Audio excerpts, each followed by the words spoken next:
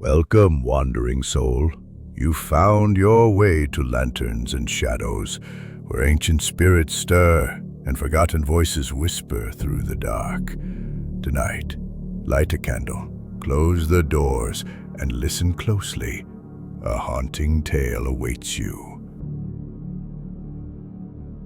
When the night falls silent, a guzheng plays in the dark. A cursed melody echoes through dorm 411, calling a soul to its doom. Soulful melody at midnight, a haunting tale of beauty, madness, and the whisper of death. Now, dear readers, come to the story, The Soul-Stealing Ballad at Midnight.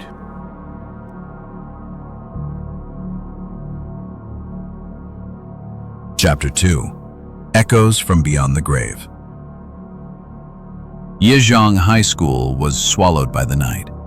The dim, yellow streetlights couldn't cut through the misty rain that drizzled endlessly, soaking the deserted schoolyard in a suffocating gloom. Inside the girls' dormitory, where something sinister had happened just nights ago, a dreadful silence lingered. In room 402, Xiao Mai sat motionless by the window, her hollow eyes staring into the flooded courtyard below.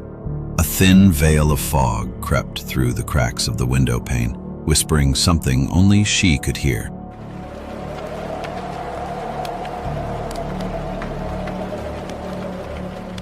Ever since that night, when she heard the ghostly melody from the ancient pipa, Xiao Mai had felt eyes watching her, not from across the room, but from the other side.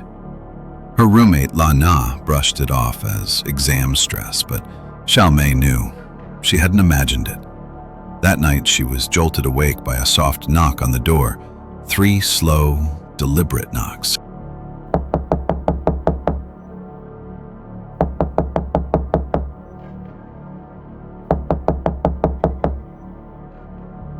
She opened the door. No one. The hallway stretched out like a tunnel, flickering lights casting long shadows on the peeling walls. Then, the sound of footsteps. Not ordinary ones, wooden clogs striking the floor, each step slower and heavier. Closer.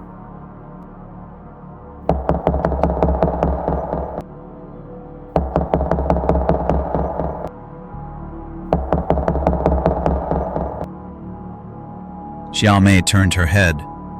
Her heart skipped a beat. A pale white figure glided across the hallway. Long black hair covered her face. Her feet never touched the ground. She slammed the door shut, heart pounding. But before she could catch her breath, a haunting pipa melody filled the room.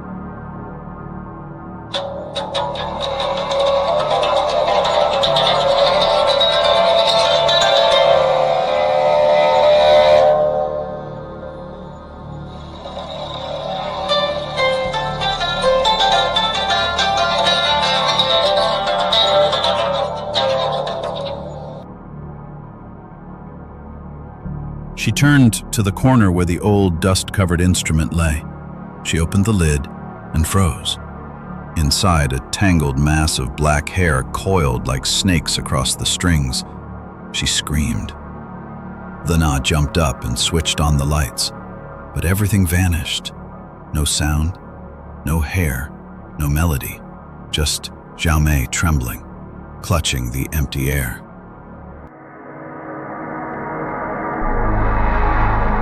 In the days that followed, a whisper began haunting her each evening at dusk. Return the pipa. Return what you owe. And worse, her reflection in the mirror began to change. The face in the glass looked like her, but the eyes were cold. The smile, not hers. It smirked back at her, sinister and knowing.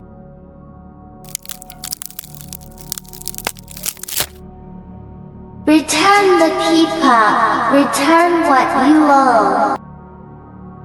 Return the pipa, return what you owe. Lana grew terrified of her. Xiao Mai barely spoke, rarely blinked, and would sit for hours whispering to someone no one could see. Then came the real terror. A female student from the next class, the class president. vanished without a trace.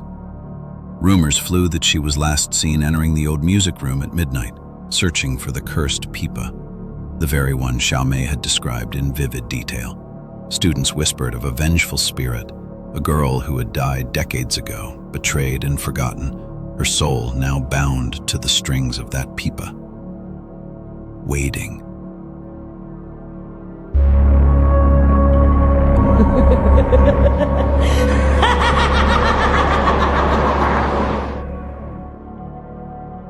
On the final night of term, Xiao Mai disappeared. She left behind only a short note. "I've returned to where I belong.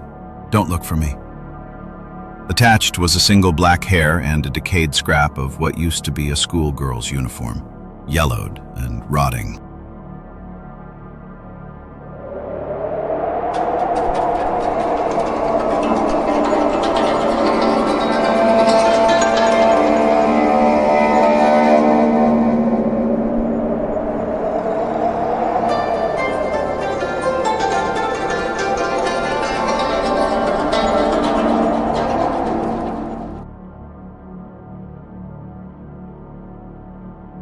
The shadows grow deeper, and the lanterns begin to fade.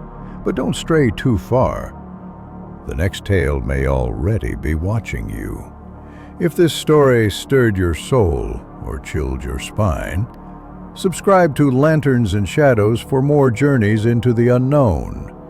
Until we meet again, keep your lanterns lit and beware the whispers in the dark. Good night, if you can sleep.